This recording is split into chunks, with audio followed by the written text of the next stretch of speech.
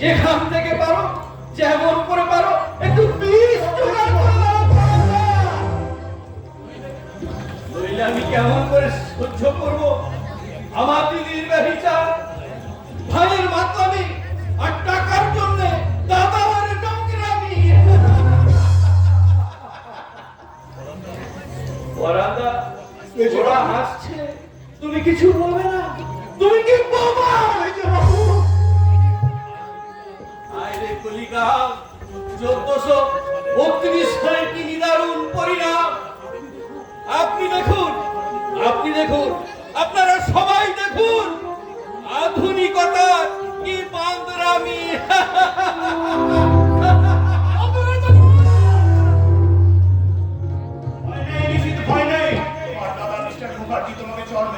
ওই বনের দিকে ছেড়ে দিলেও তুমি কিন্তু তপবনের ছোঁয়া পেয়ে গেছো। দাদা, তুমি লোকটাকে ভালো করে জিজ্ঞেস করো, ওটা তপবনের ছোঁয়া না অধঃপতনের ধোঁয়া? আমার বুকের মধ্যে কেঁদে উঠলো। তুমি কোথা থেকে আসছো? পন্ডিচেরি না গোয়া? আমার সাহিত্য চাষের সব ধানি কবেই হয়ে গেছে রোয়া। দেখে মনে হচ্ছে তুলসী পাতা একেবারে ধোয়া। রাজবাড়িতে এখনো তুলে রাখা আছে শাখা চিলু নেওয়া। দাদা, তুমি অসংখ্য ভালো করে বলে দাও, আমি কোনদিনও হতে চাই না কারো হাতের কমলা লেবুর কোয়া।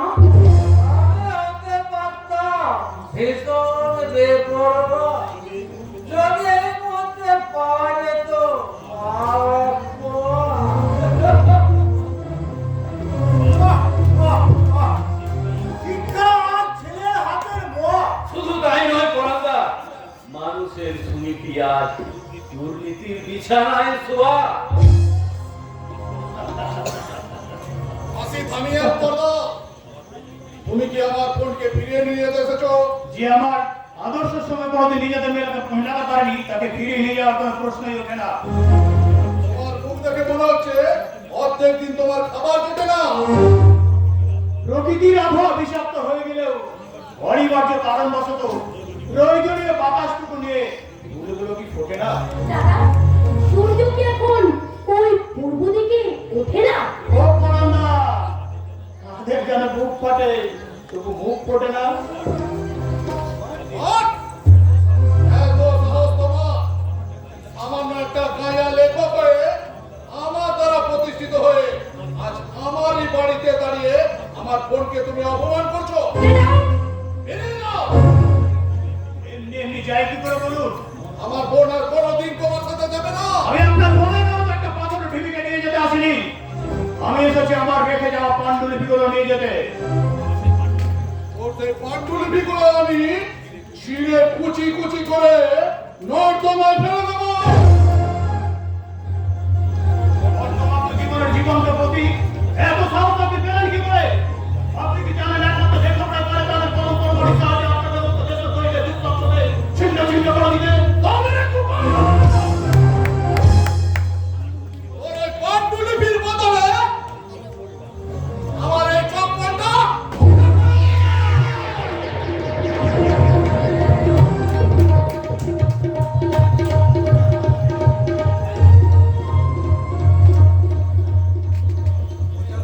বছর তদাকে কি কোনো লাভ নেই নিশিত?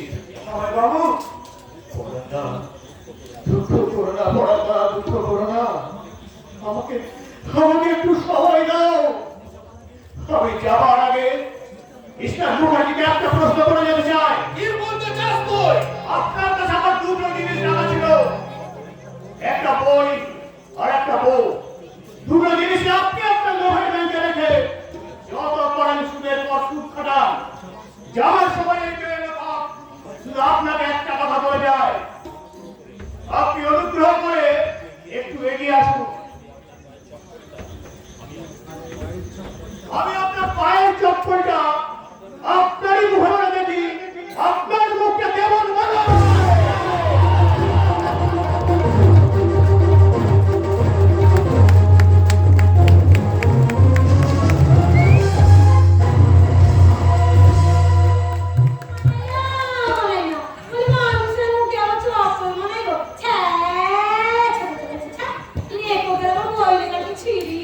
আমার বলেছি বলে বাবু আমি রাগে গেছে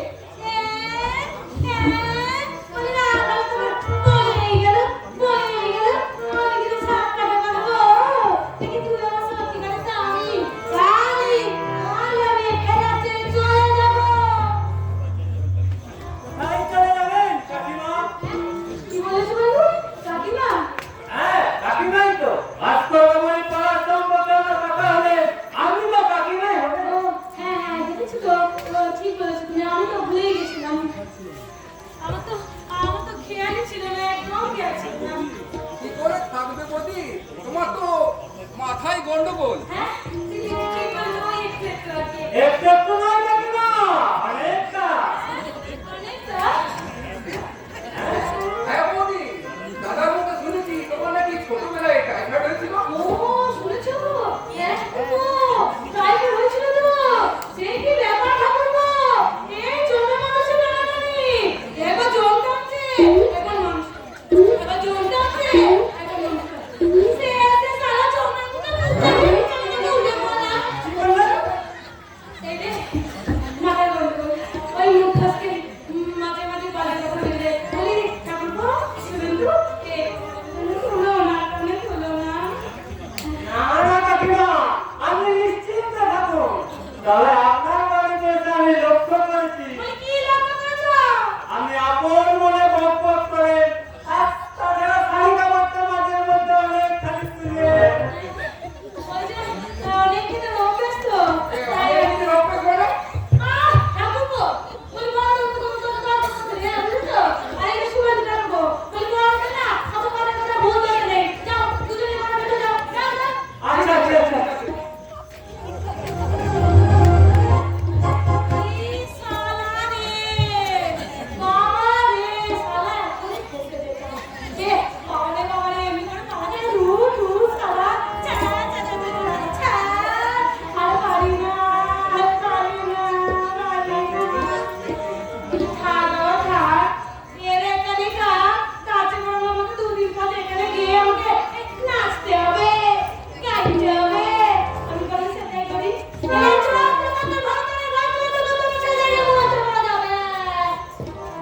বলি মদ খেতে যাবে নাকি সমুদ্র খেতে ও না গো মদ খেতে যাবে নাকি সমুদ্র খেতে মদ খেতে যাবে নাকি সমুদ্র খেতে মদ খেতে যাবে নাকি সমুদ্র খেতে মদ খেতে যাবে নাকি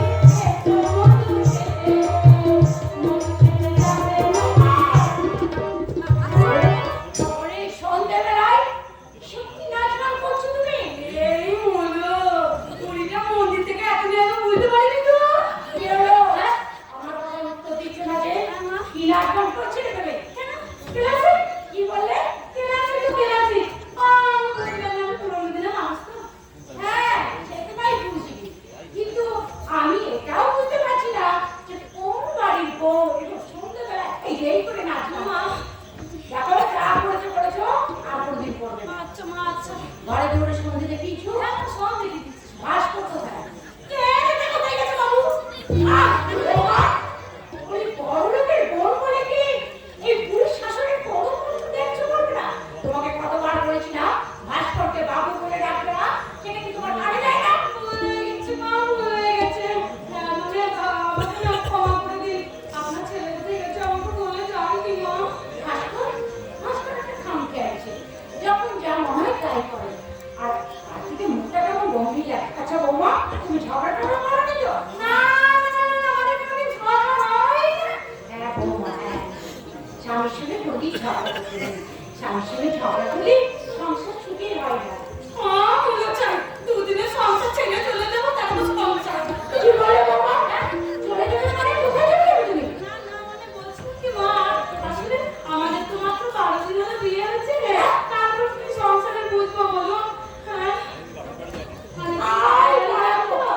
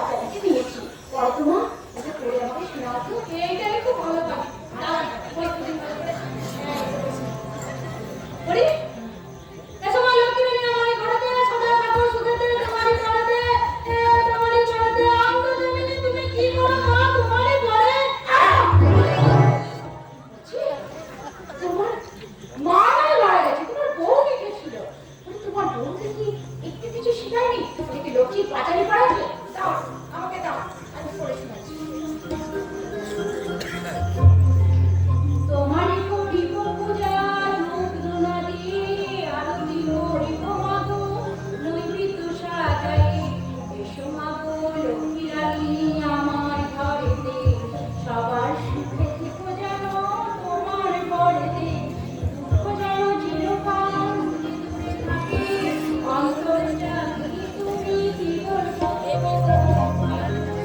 মা, আমার সাথে মায়ের কি গান গাও তো? হ্যাঁ, ধরবে না? ঠিক আছে। শঙ্খ বাজে মাগে ঘরে এনেছি, সুগন্ধি ধূপে আসিতেছি। শঙ্খ বাজে মাগে ঘরে এনেছি, সুগন্ধি ধূপে আসিতেছি। প্রদীপে নিলাম তোমায় ঘর করি, প্রদীপে নিলাম তোমায় ঘর করি। আমারি ঘরে থাকো আলো, আমারি ঘরে থাকো আলো।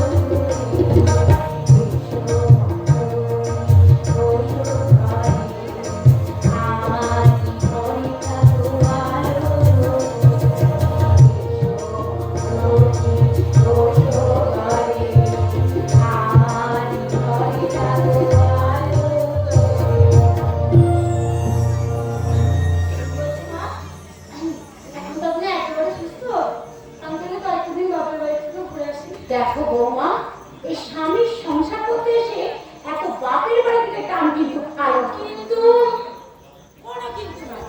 কিন্তু নয় সঙ্গীতা, আমার মা যা বলবো তাই তোমাকে শুনতে হবে।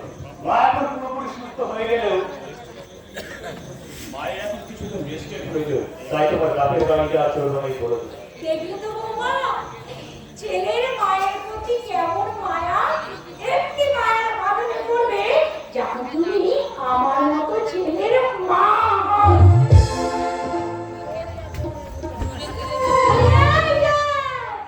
কি বলে গেল বুড়িটা? আমি নাকি ছেলের মা হবো, সংসারের মায়ে জড়িয়ে পড়বো। গাড়ি গাড়ি আমার টাকা মিটিয়ে দেবেন, আমি বড় বড় চলে যাবো।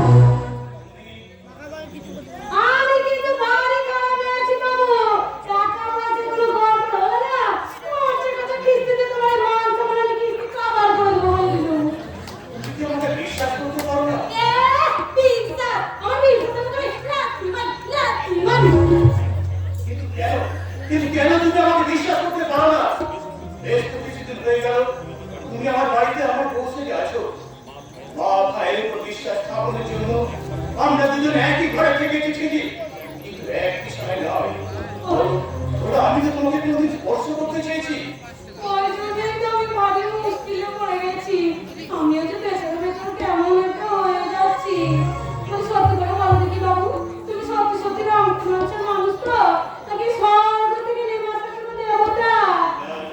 আমি কোনো দেবতা নই। তাহলে তুমি কে? আমি সামান্য একজন লেখক মাত্র। বাবু, ভাস্কর আছিস নাকি ভাস্কর? এই সঙ্গীতা, এ মনে হয় অক্ষয় দাদু আছে, বুঝলে? ও আমার দাদু একজন। তুমি কিন্তু ওই অক্ষয় দাদুর সামনে আমাকে আপনি দিয়ে বাবু এইসব কথাগুলো বলবে না কিন্তু, ঠিক আছে? কিন্তু উনি যদি কোনো উল্টোপাল্টা প্রশ্ন করে? আচ্ছা তুমি আমার দিকে তাকালে আমি তোমাকে ঠিকঠাক বুঝিয়ে বলবো কি বলতে হবে না বলতে হবে, ঠিক আছে?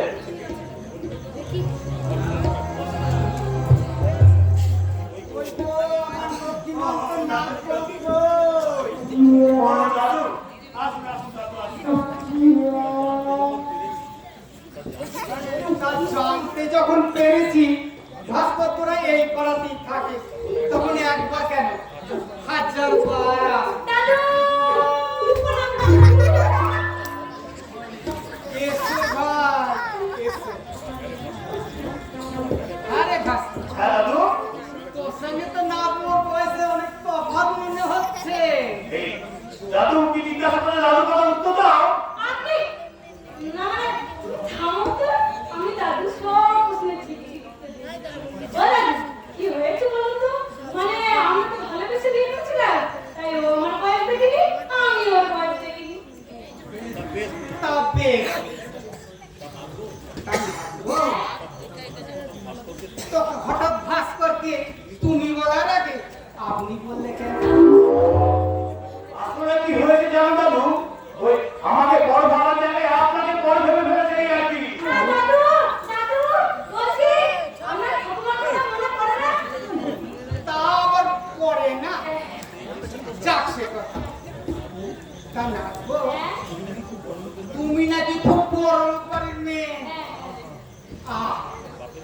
তা বাপের বাড়ি থেকে কত গয়না পেয়েছো?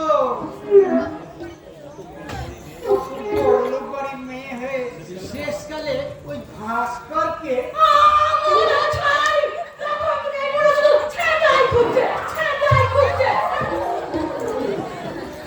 এই ভাস্কর এই নাটকর মুখে এমন ভাষা কেন রে? আসলে কি হয়েছে দাদু, আমার বউয়ের সামনে যদি কেউ বেশি কথা বলে না, আমার বউয়ের মাথাটা একদম গরম হয়ে যায়, আর তখনই মনে হয় ও যেন একটা পাগল হয়ে গেছে। হ্যাঁ? নাটক পাগল? তাহলে তুই একটু সুখী নস বল। না দাদু,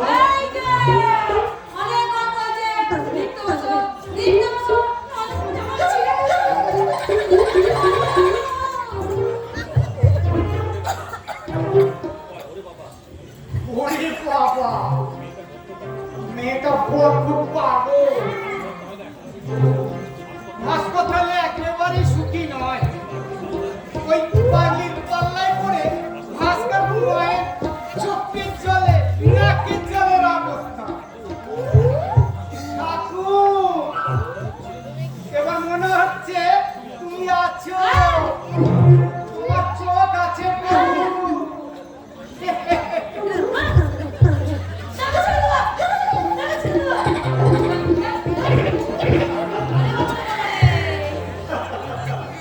এবারে বুঝতে পারলে সঙ্গীতা, আমি কেন তোমায় বলেছিলাম ওই পায়ের চপ্পল কেমন মানায় অমানুষের মুখে।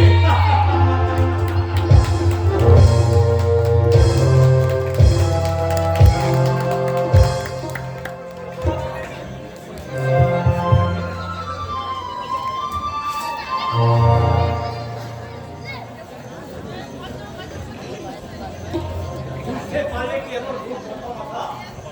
আমার সেই গন্ডির দোকানটা ভেঙে দেওয়ার পর থেকে আমি একটা মানসিক আমার কথা শুনে তোমাকে আর এভাবে ঘুরতে হতো না। আমি তোমাকে বারবার বলেছিলাম তুমি তোমার মুখে সামনে পেয়ে যাও, তার কাছে ক্ষমা চেয়ে আসো, আর না হলে ওই কর্মচারীদের কাছে কিছু ঘুষের ব্যবস্থা করো। শিক্ষা যে আমাকে অস্বীকার করে পাওয়ারতে বাধা দেয়, তাই তো আমি তোমার কথা মানতে পারিনি। তবে এবার হয়তো আমাকে অনেক করতে মানতে হবে। পৃথিবীর সব স্বামী স্ত্রী তার স্ত্রীর কথা শুনে শুধু তুমি ছাড়া, তুমি যদি আমার কথা শুনতে তাহলে দেখতে আর তোমার কত উন্নতি হয়েছে। যেমন মনের কথা শুনে উন্নতি করেছে তোমাদের ভাস্করটা। আমি ভাগ্যতার থেকে অনেক বেশি এগিয়ে যাবো। কি বলে? অন্ধকারে পা বাড়িয়ে নিজেকে পৃথিবীর আলোর জগৎ থেকে সরিয়ে দিতে। হ্যাঁ হ্যাঁ হ্যাঁ, আমি খবর জানছি। তাই আজ আমি কোনোদিনই হিন্দি সিনেমা দেখতে যাবো। অন্ধকার পৃথিবীর অলিগলি সন্ধান জানতে, কারণ বেশিরভাগ হিন্দি সিনেমা যে দেখানো হয় ব্যাংক লুট করার কায়দা, নেতাদের মেয়েদের যৌবন নিয়ে ছিনিমিনি খেলা, আর পুলিশ চিন্তায় দাঙ্গাবাজি, অভিনব কৌশল, কি বলছো তুমি? আরো অনেক কথা বলার আছে। এদেশের শিক্ষা ব্যবস্থা যখন আমাকে ধারা প্রতিশ্রুতি দিতে পারবো না, তখন আমার সঙ্গে তোমাকেও হিন্দি সিনেমা দেখতে যেতে হবে। সিনেমা দেখতে না গিয়ে স্বপন তোরা দুজনে যদি একবার ভাস্করের বাড়িতে যেতি। দাদু, তাহলে কি হতো? তোমার চিত্র খোঁজা দুঃস্বপ্ন একদম কানায় কানায় ধরে যেত, তাই না বাবু? বলছি দাদুকে ভুল না বুঝে দাদুর কথাটা একবার শুনলেই তো পারো। আর তাছাড়া আমাকে সঙ্গে নিয়ে ওই বড়ঠাকুর বাড়িতে একবার গেলেই তো পারো। তাদের সুখের সংসারে দুঃখের ছায়াটি না ফেলেই নয় আশা। সুখী নয়, ভাস্কর সুখী নয় রে স্বপন, সুখী নয়। না, শুনছি বৌদি নাকি পাগল। পাগল? হ্যাঁ রে স্বপন, আমি নিজের চোখে দেখে আইছি ভাস্করের বাড়িতে। দাদু, কথাটা সত্যি? হ্যাঁ রে স্বপন, হ্যাঁ রে স্বপন, দাদু যা বলছে তা একেবারে সত্যি। হাত কথা? সেদিন আমাদের বাড়ি থেকে কতটুকু আর দেখে এসেছেন বল। তোর বৌদি যে কতখানি পাগল তা আমি ভাষায় প্রকাশ করতে পারবো না রে। দাদা, আমার মায়ের জন্য আর তোমার দিদির জন্য বাড়িতে ডাক্তার তো লেগেই আছে। লোকটা বাবা তো বেরোল না, দিনের দিন যেন লোকটা বেড়েই চলেছে। আমার এর মধ্যে একটা বিস্মৃত কাণ্ড ঘটে গেছে। হঠাৎ দেখি আমার স্ত্রী সঙ্গীতা আমার ভাই অমরকে গলা চেপে ধরতে আসছে। ঈশ্বর, ওরা যাতে আমার বাড়িতে গিয়ে আসল ব্যাপারটা জানতে না পারে এবং আমাকে আর বিপদের মধ্যে ফেলতে না পারে, তার জন্য এই সে কথাটা বললাম। তুমি যেন আমার অপরাধ দিয়ে না ধরা পারি, তুমি যেন আমার অপরাধ দিয়ে না। আচ্ছা দাদা, তুমি কি বিয়ের আগে জানতে না যে বৌদি পাগল? আরে জানতে পারলে কি আমি এই বিয়ে করতাম রে? শুনেছি দিদি নাকি অনেক বড় লোকের মেয়ে, সঙ্গে করে অনেক টাকা গয়না সব নিয়ে এসেছে।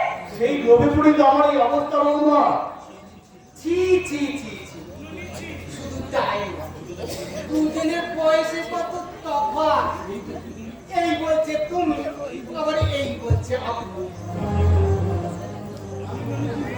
দাদু, এই টাকাগুলো আপনি রেখে দিন। টাকা? হ্যাঁ, আমি মাঝে মাঝে এসে এইরকম কিছু টাকা দিয়ে যাব, ঠিক আছে? তোমরা আমার বাড়িতে গেলে হয়তো সঙ্গীতার পাগলামিটা বেড়ে যাবে, বলা তো যায় না, রক্তারক্তি ঘটে যাবে একটা। দাদু, মিষ্টি খাবেন? সকল বৌমা, আমি তাহলে এখন আসছি। আমি মাঝে মাঝে এসে এইভাবেই কিছু টাকা দিয়ে যাবো, ঠিক আছে? আসি। তুমি কি বুঝলে? হ্যাঁ, দাদু, তুমি কাকে বুঝলে বলো? কি বুঝলে? आपको दाल में कुछ काला है। তোমাদের হাতটি মধ্যে আমার হাতে ধরা লেগে গেল। তোমরা যে কত ব্যঞ্জনটা করতে পারো। আচ্ছা দাদু, ওসব করে কোনো লাভ নেই। হাত কথাকে ছোট করে তোমরা কোনো বড় হতে চাও না। হাত কথা ভালো, তোমরা যদি বড় হতে চাও তাহলে আমার মতো আমি অন্ধকারে ঝাঁপিয়ে পড়ো।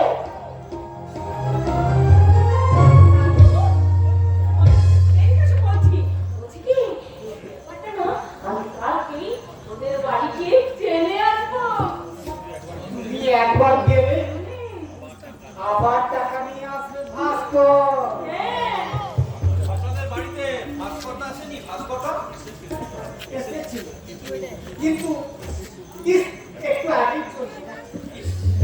এত চেষ্টা করে ওনাকে আমি করতে পারলাম না। কি ব্যাপার বলুন তো? আসলে আমি অনেকদিন থেকেই ওনাকে খুঁজছি, কিন্তু আগে যে বাড়িতে থাকতেন সেই বাড়ি ছেড়ে এখন উনি এই পাড়ায় উঠে এসেছে, তাই ওনার ঠিকানাটা আমি বলতে পারছি না। আজ হঠাৎ দূর থেকে দেখলাম উনি এই বাড়িতেই এসেছেন, কিন্তু ব্যাড লাক, আমি আসার আগেই উনি চলে গেছেন। আচ্ছা, ভাস্করটার ঠিকানাটা আপনারা বলতে পারবেন? তুমি কে? আমি ওনার সম্বন্ধী, উনি আমার জামাই বাবু। মানে আরে বুঝতে পারছো না দাদু? উনি সঙ্গীতাদির ভাই। আপনারা আমার দিদিকে কি করে চিনলেন? সে কি গো, তোমার এই পাগলি দিদি আমার পুরো সম্পর্কে না গো। কি বলেন? আমার দিদি পাগলি? পাগলি মানে সাংঘাতিক পাগলি। আমি কি স্বপ্ন দেখছি না ভুল শুনলাম যে আমার বাড়িতে আমার দিদিকে ওরা দেখেছে? আচ্ছা, আপনি বলুন তো কবে গেছিলেন আমার দিদির বাড়ি? এই তো দুদিন আগে। দুদিন আগে? আচ্ছা আচ্ছা, বলুন তো আমার দিদিকে দেখতে কেমন? ও দেখো, ওর ছোকরা মনে করছে আমি নিচে কথা বলছি। হ্যাঁ দাদু। আরে ও তোমাকে সন্দেহ করছে। না না না না, আরে ছোকরা তাহলে শোনো, তোমার দিদি দেখ বেশ সুন্দরী, হ্যাঁ, গায়ে একটা গয়না।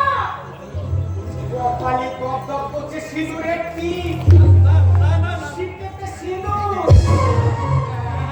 আপনারা ঠিকই দেখেছেন। আসলে আসলে আমি আমার দিদিকে অনেকদিন দেখিনি তো, তাই আর কি। ঠিক আছে, আমি আসছি। হ্যাঁ, বলছি জামাইবাবু ঠিকানাটা নিয়ে জামাইবাবু ঠিকানা নেওয়ার আগে আমার দিদির কপাল ভাঙা ঠিকানাটা বাড়িতে পৌঁছে দিই। জামাইবাবু বাড়িতে যে দিদি পাগল হয়ে গেছে এ কথা দাদা জানে না, বৌদি জানে না, আমার ভাই জানে না, এমনকি আমার দিদিও জানে না।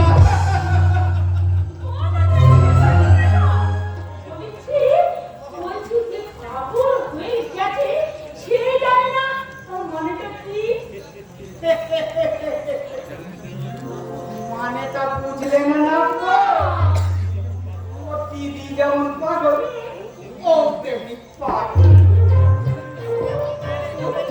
গোটা কুস্তি তাই একটা করে বল।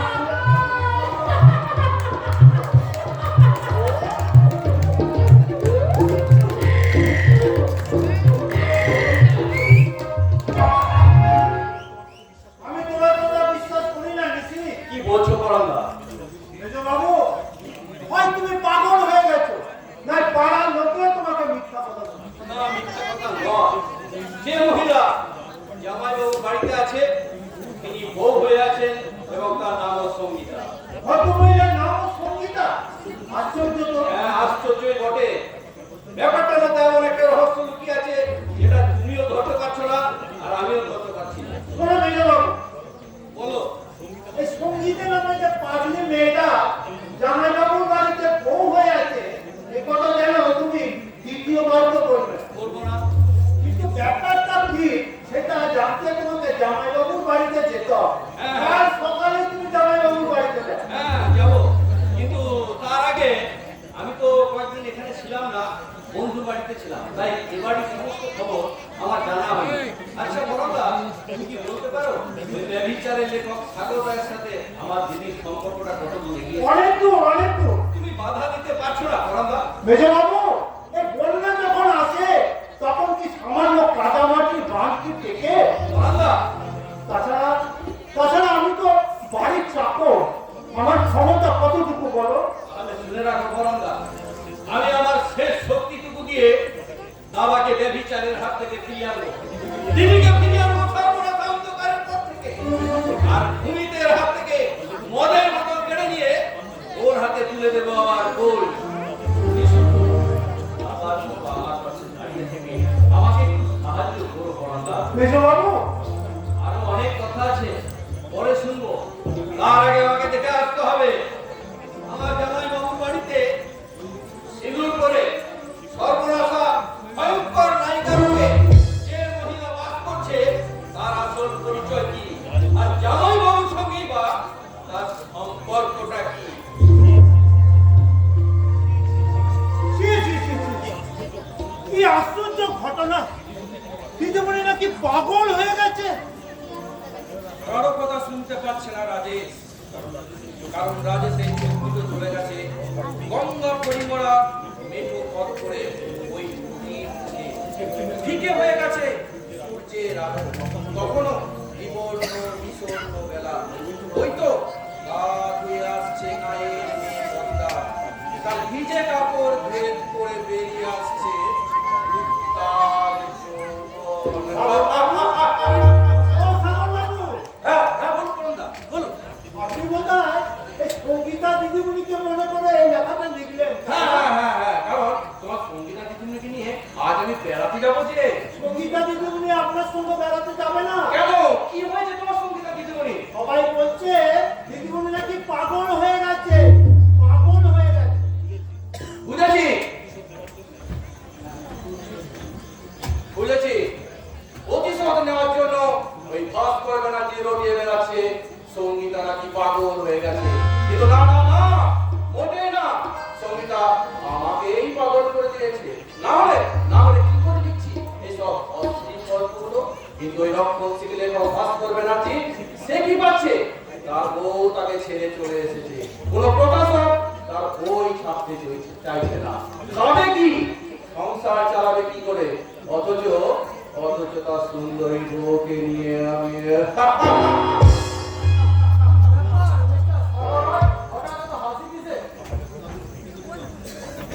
আপনাদের ভৌতিপতি কাম লেখক মিস্টার ভাস্কর ব্যানার্জির চালাকির কথা শুনে ওটা কি? তিনি নাকি রটিয়ে বেড়াচ্ছে আপনাদের বোন, মানে সঙ্গীতা নাকি পাগল হয়ে গেছে, পাগল। ভাস্কর ব্যানার্জি চিজ খেলছে কিন্তু সে কি জানে আমার দাদা ওভার টিক্স খেলে তাকে একেবারে মিক্সচার বানিয়ে দিতে পারে যাক সে তো কথা আপনি কি বলতে পারেন হেরোইন হাসি ব্রাউন সুগার এগুলো কোথায় পাওয়া যায় কেন পুলিশের কাছে গেলে পুলিশই বলে দেবে পুলিশ বলে দেবে ও শিওর শিওর কারণ পুলিশ তো জানে কোন কোন থেকে এসব মাল পাওয়া যায় আচ্ছা সুমিত বাবু আমি এসব মাল খাবেন কেন মদের নেশা এ ভেতরে আমিটাকে বোধ করতে পারছি না বলে আপনার অস্থির রাতে চিয়ার্স করতে একটু হেরোইন সেবন করে ফেলুন সুমিত বাবু তাহলে দেখবেন আপনার ওই ভেতরের আমি এবং বাইরের আমি দুটো আমি একটা বাদামি স্বপ্নের সন্ধান পেয়ে গেছে যে সুমনের বাচ্চা আমার দিদিকে পাগল বলে চালাতে চাওয়া তাকে আমি পাগল করে ছেড়ে দেবো বলে কি না তোকে কথা কে বলেছে এ আবার তোর বর মহিলাটা বলেছেন ও আমার কাছে বল নয় ও আমার কাছে এখন বর্বর হয়ে গেছে তাই যদি মনে করি তাহলে অস্থির সাহিত্যের রমণে চলে দাঁড়ানো ওই নজর হরিয়ে তারপর আজকে বেঁধে রাখতে পারছি না পারবই তো তাকে আগে কি পরীক্ষা করতে দে দেখি দিদি এখনো তোর পরীক্ষা করা হয়নি তার মানে মনে মনে কি আপনি আপনি স্বামীর কথা বলছেন হ্যাঁ স্বামী নো নো স্বামী নয় সে এখন আমার দাদার কোর্টের দাবি আশা নেই আসামিকে কারবার তুলে ফাঁকিতে গেলে তো তোকে দিতে করে দিদি দেখো তা সাদা চোখে পারবি না আমার এই মদের বোতল থেকে চোখে আর মুখে ঢেলে নিলি শুনে অমিত পরাক্রম মিস্টার অজিত মুখার্জির আধুনিকা বোন যে মেয়ে স্বামীকে আসামি করে ওর পুরুষের দিকে এগিয়ে যা তার চরিত্রে কি আর লজ্জা করে কোনো কিছু থাকা উচিত তুমি আমাকে টোন করছিস ডোন্ট কেয়ার যার স্বভাব তার ক্যারেক্টারে স্বেচ্ছাচারিতা অভাব থাকলে সে তো আজকের আধুনিক সমাজকে মুখের মতো জবাব দিতে পারবে না নবাব পুত্রের মতন কথা বলিস না ননসেন্স দাদার কাছে ব্যবসায়ের লাইসেন্সটা পেয়ে গেলেও আমি যে আমার অরিজিনাল স্বভাবটা পাল্টাতে পারছি না তাই তো মাঝে মাঝে আমার এই বুকটার মধ্যে ঘুরে ওঠে নমস্কারের হাবর তখন আমি কাঁদতে কাঁদতে বলি মনটা আমার নবাব সিংহ ভাববা মেরে যাবো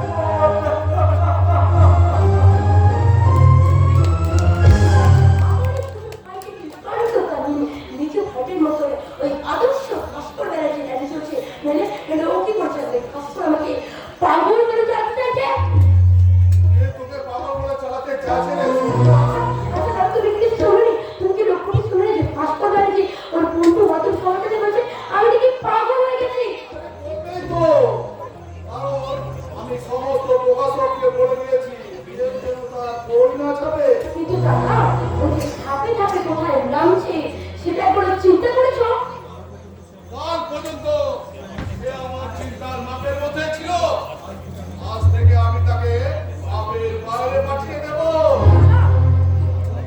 সাগর মিস্টার সাগর রায় অসহায় হয়ে পড়েছে সুন্দরী মেয়েটা কোনো পথই সে খুঁজে পাচ্ছে না কি করে পাবে তার প্রাক্তন স্বামী যে তাকে পাগল প্রতিপন্ন করতে চাইছে এসব কি লিখছো তুমি মিস্টার সাগর রায় সত্যি কথা লিখছি স্যার যেমন করে হোক আমার এই উপন্যাসের লেখককে লোক সমাজের মধ্যে উলঙ্গ করে দিতে হবে প্রচার করে দিতে হবে ওই রক্ষণশীল লেখক ভাস্কর ব্যানার্জি একজন চোর চরিত্রহীন ভাগ্যবান আইডিয়া এই আইডিয়া ভাস্কর ব্যানার্জিকে তুমি কত নিচে নামাতে পারবে আপনি লেখা চালাতে না বললে আমি ভাস্কর ব্যানার্জিকে নামিয়ে দেবো ওই সুনামের সাততলা থেকে বদনামের নর্দমা আমি সর্বপ্রথমে সাহায্য করবো সাগর ও সিও সিও ওকে তো সাহায্য করতেই হবে নারীর সাহায্য ছাড়া কোনো পুরুষই জীবনে জয়লাভ করতে পারেনি এক্স্যাক্টলি মিস্টার মুখার্জি আপনি আমাকে সাহায্য করলে আর সঙ্গীতা আমার পাশে থাকলে আমি 6 মাসের মধ্যে ওই ভাস্কর ব্যানার্জিকে পাগল বানিয়ে ছেড়ে দেবো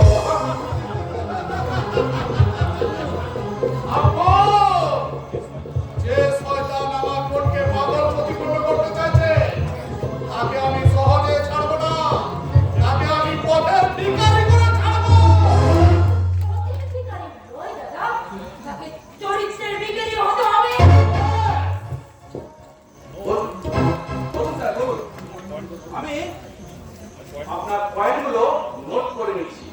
থাকবে না থাকবে না তার মন সম্মান এমনকি ও তার কলম করা হাতটা পর্যন্ত নামবে নামবে। বলেন সাহেব। তুই তো ভাস্কর ব্যানার্জিকে চিনিস? হ্যাঁ বাবু, এই আসমানের নিচে খাবো আর সুরজকে চিনবো না, কেমন করে হয়? এই যে, আমার সামনে রাস্তাটার জয়গান গাইবি না? কেন মেছা?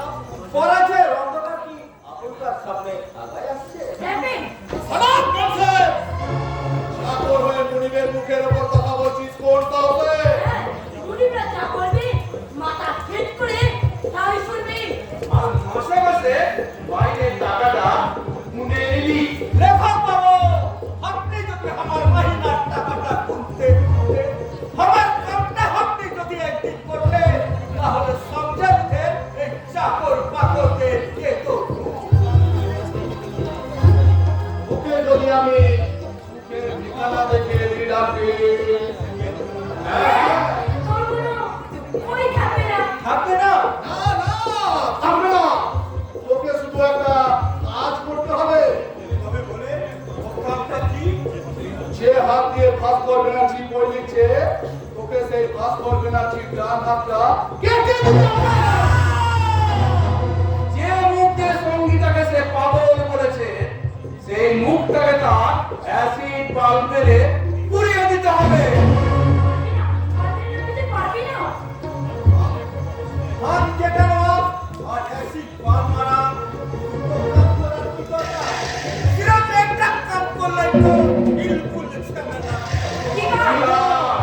ওই ভাস্কর ব্যানার্জিকে একদম জানে মেরে দেওয়া। আমার দ্বারাই হবে না বাবু। ওই কাজটা আপনাদেরই করতে হবে। ওই কাজটা তোমাকে করতে হবে রামের। এলো রিভলভার, যাও রিভলভারটা নাও। ধরে রিভলভারে গুলিতে তোমাকে আমি একেবারে শেষ করে দেবো।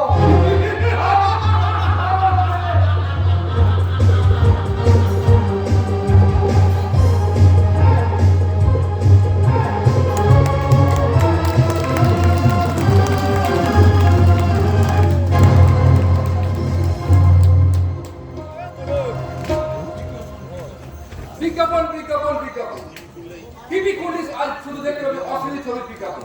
কোন সিরিয়াল মন দিয়ে দেখতে পাবি না।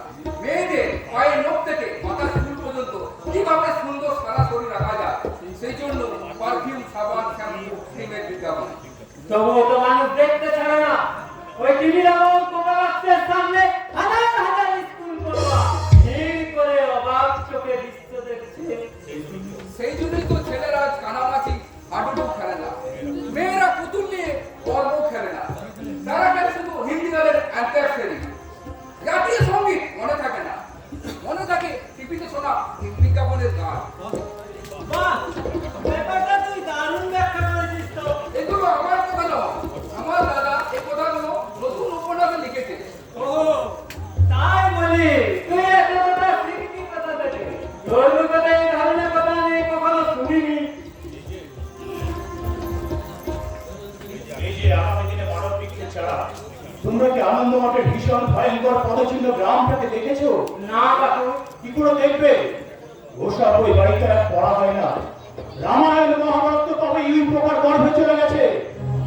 এখন বাবা মা ছেলে ছেলে বউ স্কুল কলেজে পড়া ছাত্র ছাত্রীদের হাতেও দেখতে পাওয়া যায় অশ্লীল পত্রিকা। আমরা হ্যাঁ তোমরা তোমরা তোমরা জেনে রাখো, দাঁত পড়া, চুল পাকা আস্তে আস্তে দম বন্ধ করে আসা বাড়ির কর্তা হাতেও দেখতে পাওয়া যায় মহিলা পত্রিকার বিশেষ সংখ্যা। সেই জন্য তো আমার পূজার চলে না। কোন প্রকাশক আমার লেখা বই আর ছাপতে চায় না। তবু আপনি লিখে যান কাকু, লেখা যেন আপনি বন্ধ না করেন। কে? শুভেন্দু, আমি এতক্ষণ বুঝতেই পারিনি যে তোরা এখানে কথা বলছিস। যা যা যা, তোরা ভেতরে গিয়ে কথা বল। আমাকে একটু একা থাকতে দে, একা থাকতে দে। হ্যাঁ দাদা, তুমি দেখো আমি এই বৌদিকে দিয়ে গিরিটি পাঠিয়ে দিচ্ছি। আহ!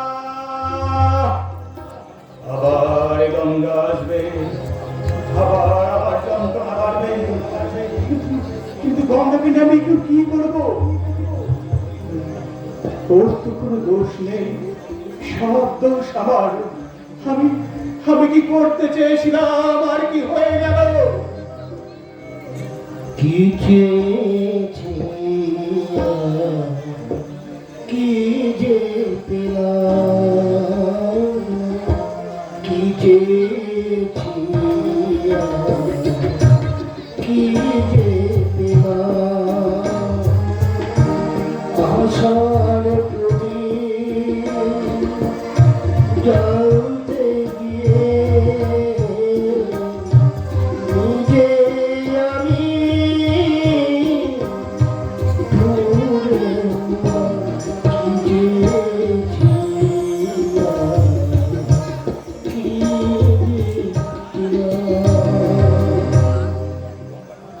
কিন্তু গঙ্গার হাত থেকে আমি নিষ্কৃতি পাবো কি করে? ওর অনেক টাকা বাকি পড়ে গেছে। তাছাড়া গঙ্গাকে নিয়ে আমার লজ্জার শেষ নেই।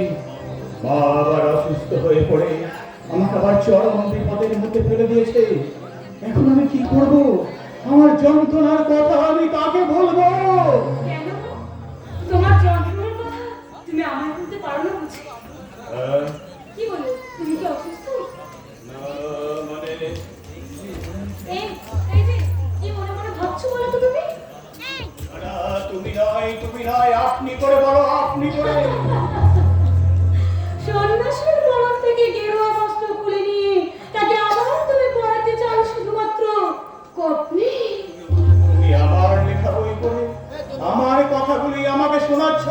তুমিও তো আমার স্বপ্নের কথা চুরি করে সেই স্বপ্নের জাল আমাকে দিয়ে বোঝাচ্ছ। এটা আবার প্রথম উপন্যাসের কথা। এটা আমার জীবনের প্রথম ভালোবাসার ব্যথা। লতার মতো তুমি আমাকে জড়িয়ে ধরতে চাইছো কেন? আর তুমি তোমার সংসার, তোমার পরিবেশ পরিস্থিতি আমাকে যে অক্টোপাসের মতো জড়িয়ে ধরেছে, সে কথা কি তুমি জানো? কিন্তু মা সুস্থ হয়ে গেলে তোমাকে তো এখান থেকে চলে যেতে হবে।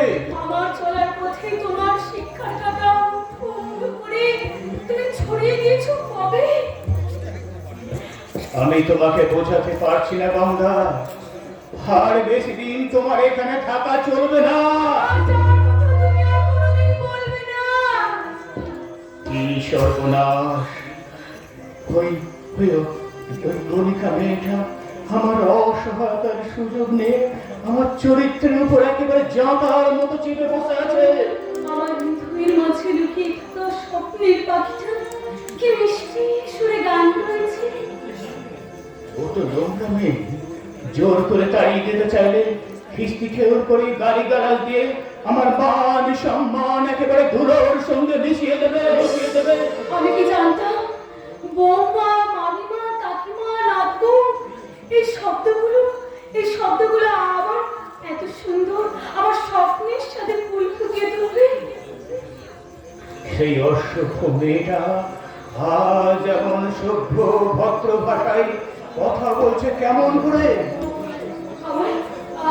আমার এই শাখা, আমার এই সিঁদুর, মায়ের স্নেহ আর আমার ছোট্ট ঠাকুরপুর ভালোবাসেছে। আমায় চলে যেতে হবে না। না,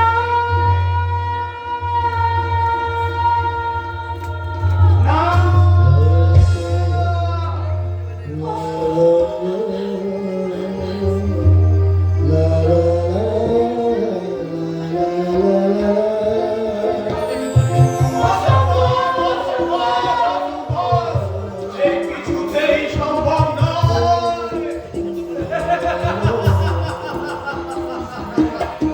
কি সুন্দর, দুজনের মুখে একই কথা। ও স্বপন, কি ব্যাপার, ঠাকুরদা? এই স্বপন, সঙ্গীতা আমার ভাই স্বপন। ও স্বপন ঠাকুর, হ্যাঁ, তোমার দাদার মুখে আমি অনেক কথা শুনেছি।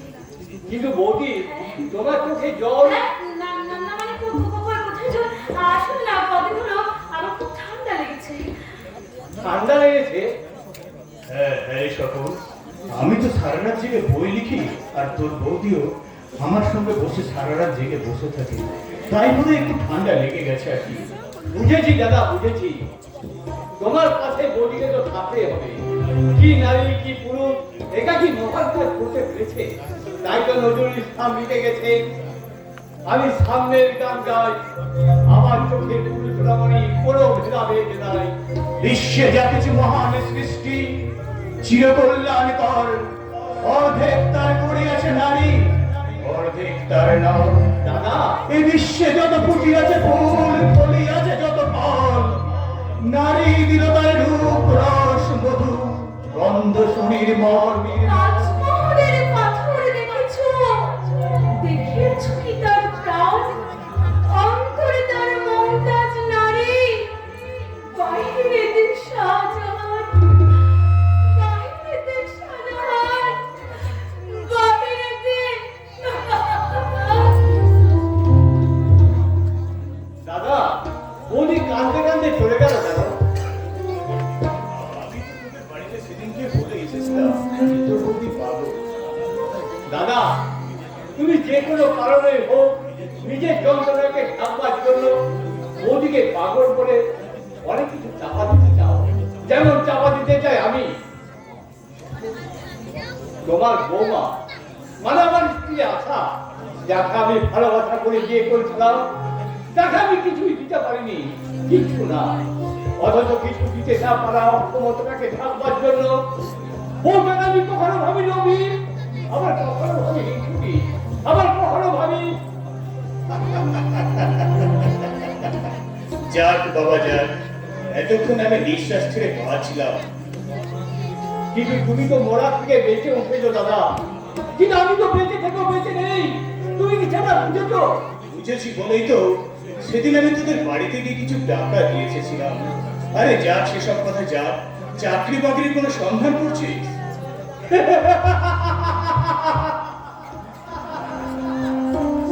চাকরির সন্ধান এই যুগে অথচ কত ইন্টারভিউ পর ইন্টারভিউ দিয়েছি,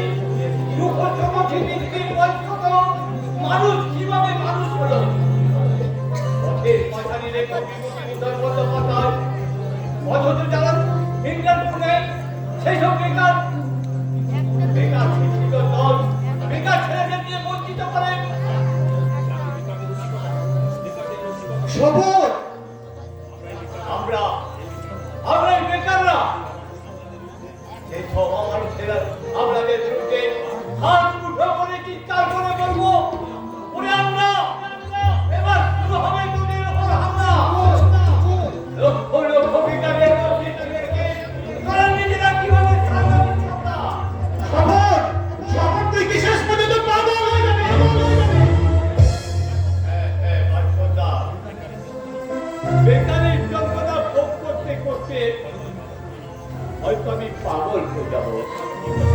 তাই তো আমি তোমার কাছে জিজ্ঞেস করতে এসেছিলাম, আমি কি বেঁচে থেকে সুখ ভোগ করবো নাকি খারাপ হয়ে সুখ ভোগ করবো?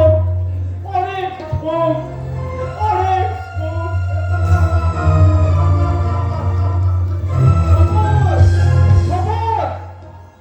শপথ কি শেষ পর্যন্ত পাগল হয়ে যাবে?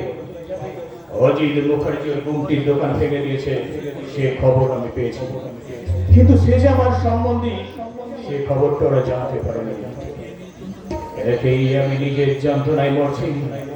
বিপদ চারিদিকে, বিপদ, বিপদের মহোৎসব। যন্ত্রণার ত্রাহি ত্রাহি কলরব, একটা ভয়ঙ্কর রকমের দুশ্চিন্তা আমি আমার মস্তিষ্কে অনুভব করছি। ওই গণিকা মেয়েটা আমার মায়ের ভালোবাসার মণিকরে স্পর্শ মণি হয়ে বসে আছে। এখন আমি নিরুপায়, মুক্তির কোনো উপায় আমি খুঁজে পাচ্ছি না। আচ্ছা আচ্ছা, এই গণিকাটাকে যদি আমি ভোরবেলায় গলা ধাক্কা দিয়ে বাড়ি থেকে বের করে দিয়ে মায়ের কাছে গিয়ে বলি, মা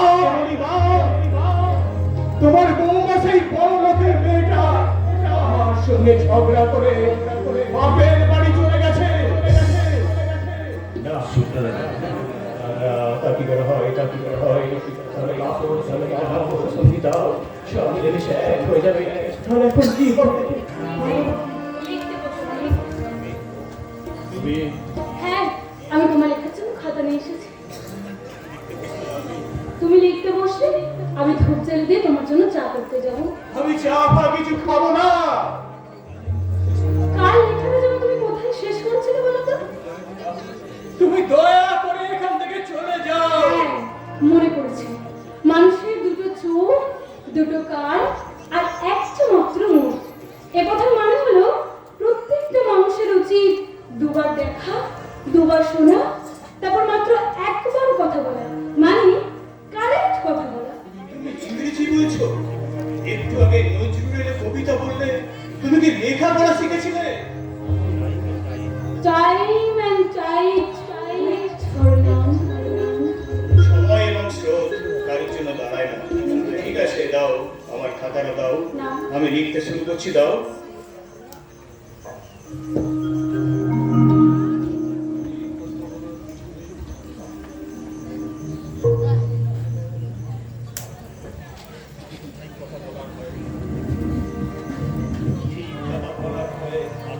মানুষ আজকাল কথা না বলে করে বোবা হয়ে যাচ্ছে, মানে মানসিক বোবা, তাই প্রতিবাদও আজ বোবা হয়ে যাচ্ছে।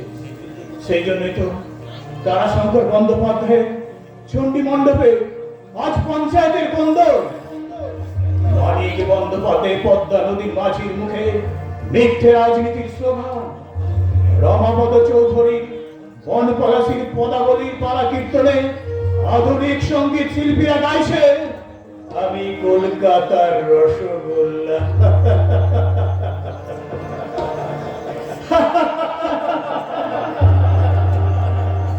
রাজা রাজা এ আমার ভারতবর্ষের স্বাধীনতার রাজা।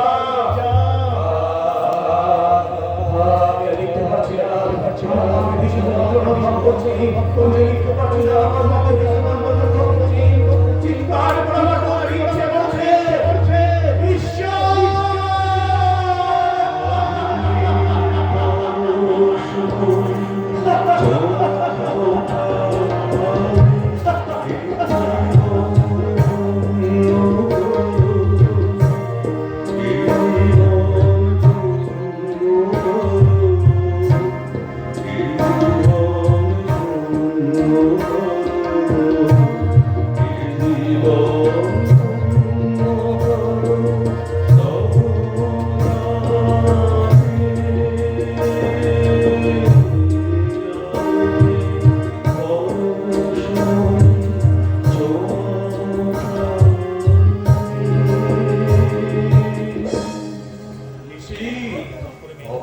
অপলক দৃষ্টিতে মেয়েটির দিকে তাকিয়ে তুমি কি দেখছো? আপনার সাহিত্য পূজার অঙ্গনে এক দেবী মূর্তি। তুমি কি জানো ওর নাম সঙ্গীতা? আমি ওর গানের সুরে সুর মিলিয়ে ওর নাম রাখলাম গীতা। তুমি তোর আসল পরিচয় জানতে এসেছো? হ্যাঁ, এসেছিলাম, কিন্তু এখন মনে হচ্ছে আমি ওই পূজা নিয়ার কাছ থেকে কিনতে এসেছি এক বিন্দু স্নেহ। তুমি জানতে আসনি ওর সঙ্গে আমার আসল সম্পর্ক কি? হ্যাঁ, আমি জানতে পেরেছি জামাইবাবু, আপনি এখনো অসহায়, বড়ই একাকী। তাহলে বলো দেখি, ঠিক এই মুহূর্তে আমি কতখানি প্রয়োজনীয়? তুমি যে কতখানি প্রয়োজনীয় সে কথা জামাইবাবু জানেন, কিন্তু আমি জানি তুমি আমার পূজনীয়া। ভুল করলে নিশি, মেয়েটির আসল পরিচয় মেয়েটি বারাঙ্গনা। মেয়েটি বারাঙ্গনা নয়, মেয়েটি বরাঙ্গনা। তাই ওই দেবাঙ্গনা দিদির মুখ থেকে আমি একটা বড়া ভয় পানি শুনতে চাই। ভাই, ভাই, এমনি কোন স্নেহ সম্ভাষণ আমি কোনদিন আমি আমার দিদির কাছ থেকে শুনতে পাইনি। আমাকে সে কোনদিন ভাই বলেও ডাকেনি। আর সারা স্মৃতি হয়ে অমন পবিত্র সিঁদুরে লেখাও সে কোনদিন আগে দিদি দিদি। তাই আজ থেকে আমি হব তোমার ভাই।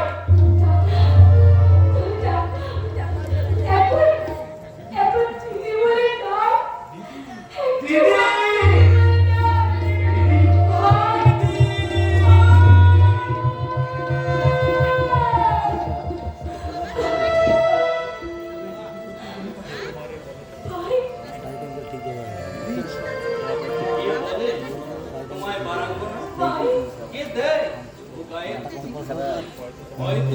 ধন্য দিয়াছে সীতা সমস্তি মায়ের সে নাই বা হলে সতী।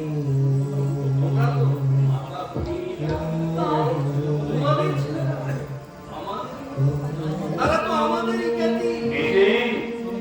ওই শোনো মানুষের বাণী, জন্মের পরে থাকে না তাদের কোনো গানি।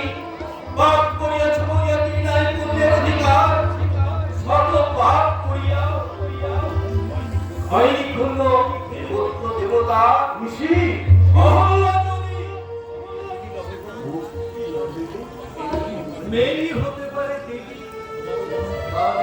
তোমারও কেন হবে না পুত্র? বিমল